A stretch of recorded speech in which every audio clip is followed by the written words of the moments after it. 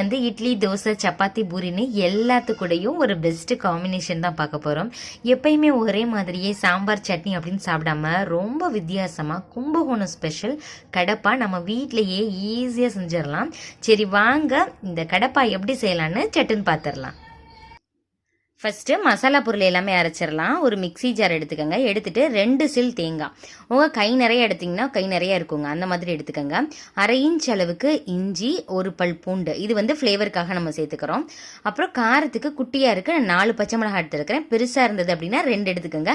காரம் கொஞ்சம் அதிகமாக இருந்தால் தான் டேஸ்ட்டு ரொம்பவே நல்லாயிருக்கும். அப்புறம் ஃப்ளேவருக்காக சோம்பு 1 டீஸ்பூன் சேர்த்துக்கலாம். இதுக்கு வந்து புதினா தலைலாம் சேர்க்கணும் அப்படின்னு அவசியம் இல்லை. இப்போ என்ன பண்ணிக்கலாம், எல்லாத்தையும் நல்லா வந்து தண்ணி சேர்த்துட்டு நைஸ் பேஸ்ட்டாக அரைச்சி வச்சுக்கோங்க. ஏற்கனவே வந்து பாசி பருப்பை வந்து வேக வச்சு வச்சிருக்கிறேன். அதோடைய ஒரு உருளைக்கிழங்கையும் நல்லா கழுவிட்டு ஸ்கின்னோடையே வந்து வேக போட்டாச்சு. இனிமேல் அதை மட்டும் தனியாக எடுத்து உரிச்சு வச்சிடலாம். பாசி பருப்பை நல்லா மசிச்சு விட்டுருங்க. அடுப்பில் ஒரு கடாய் வச்சுக்கலாம். 1 டீஸ்பூன் எண்ணெய் சேர்த்துட்டு ஒரு பிரியாணி இலை 1 இன்ச் அளவுக்கு பட்டை, 1 டீஸ்பூன் கடுகு சேர்த்துக்கலாம். கடுகு நல்லா புரிஞ்சதுக்கப்புறம் ஒரே ஒரு பச்சை மிளகாய் சேர்த்துக்கலாம். உங்களுக்கு காரம் ரொம்ப அதிகமாக தேவை அப்படின்னா இப்போயே கூடுதலாக இன்னும் 2 பச்சை மிளகாய் கூட நீங்கள் சேர்த்துக்கோங்க. ஒரு பெரிய சைஸ் வெங்காயத்தை நீளமாக கட் பண்ணி அதையும் சேர்த்துக்கலாம். கலர் கொஞ்சம் லைட்டாக சேஞ்ச் ஆகட்டும். ப்ரௌன் கலரில் வரணும் அப்படின்னு அவசியம் இல்லை. ஒரு கத்து கருவேப்பிலையும் சேர்த்தாச்சு. ஏற்கனவே நம்ம தேங்காய்லாம் அரைச்சி வச்சுருந்தோம் இல்லையா, அந்த பேஸ்ட்டை இப்போ சேர்த்துக்கலாம். இதில் இஞ்சி பூண்டு இதெல்லாம் சேர்த்துருக்கிறதுனால பச்சை வாசனை எல்லாமே நல்லா போகணும். அது வரைக்கும் மிக்ஸ் பண்ணுங்க. கரெக்டாக 1 நிமிஷம் வந்து மீடியம் ஃப்ளேமில் வச்சு பக்கத்துல இருந்து மிக்ஸ் பண்ணி விட்டுட்டே இருந்தீங்க அப்படின்னா ராஸ்மெல் எல்லாமே போயிடும். இப்போ உருளைக்கிழங்கு வேக வச்சோம் இல்லையா, அதில் ஒரு உருளைக்கிழங்கு மட்டும் எடுத்துட்டு ஸ்கின்னை ஃபுல்லாக எடுத்துருங்க.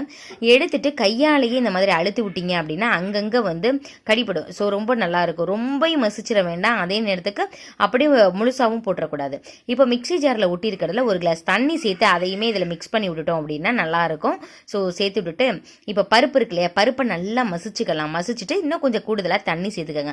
நம்ம பருப்பு தேங்காய் இது எல்லாமே நம்ம சேர்த்துருக்கிறதுனால உங்களுக்கு நல்லா திக்காகும். அதனால் கூடுதலாக தண்ணி சேர்த்துக்கோங்க. பாருங்களேன் இந்த ஃபார்மில் இருக்குது. இதுக்கு தேவையான அளவு உப்பு சேர்க்கணும்.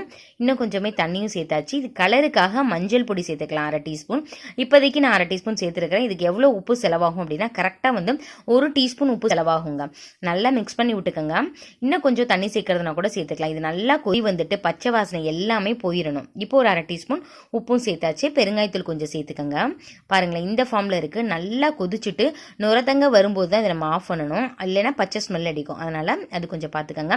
திக்காகும், இருக்க திக்காகும். அதனால் நல்லா நிறைய எவ்வளோ தண்ணி ஊற்ற முடியுமோ அந்தளவு ஊற்றிக்கோங்க. நீங்கள் எடுத்து பார்க்கும்பொழுது இந்த மாதிரி இருக்கணும். பாருங்களேன் ரெடி ஆயிடுச்சு. நல்லா கமகமன்னு சூப்பராக ஸ்மெல் வந்துட்டுருக்கு. ஆஃப் பண்ணும்போது மேலாப்பில் அப்படியே 2 கருவேப்பிலை நீங்கள் அப்படியே கிள்ளி சேர்த்துட்டீங்க அப்படின்னா அவ்வளோ ஒரு ஃப்ளேவராக ரொம்ப நல்லாயிருக்கும். கூடுதலாக 2 இட்லி சாப்பிடுவீங்க. அந்தளவுக்கு ரொம்பவே டேஸ்டியாக இருக்கும். இட்லி, தோசை, சப்பாத்தின்னு எல்லாத்துக்கூடையுமே இதை வச்சு சாப்பிடலாம். இதே மாதிரியே நீங்கள் செஞ்சு பார்த்துட்டு எப்படி இருந்துச்சு அப்படின்னு சொல்லிட்டு கமெண்ட் பண்ணுங்க. உங்கள் ஃப்ரெண்ட்ஸ் அண்ட் ரிலேட்டிவ்ஸ் கூட ஷேர் பண்ணுங்க. இந்த வீடியோ பிடிச்சிருக்குன்னு நினைக்கிறேன். பிடிச்சிருந்துச்சுன்னா இது உங்கள் சமையலை சப்ஸ்கிரைப் பண்ணுங்க, லைக் பண்ணுங்க. இதே மாதிரி இன்னொரு இன்ட்ரெஸ்டிங்கான வீடியோவில் பார்க்கலாம். தேங்க்யூ ஃப்ரெண்ட்ஸ், பாய்.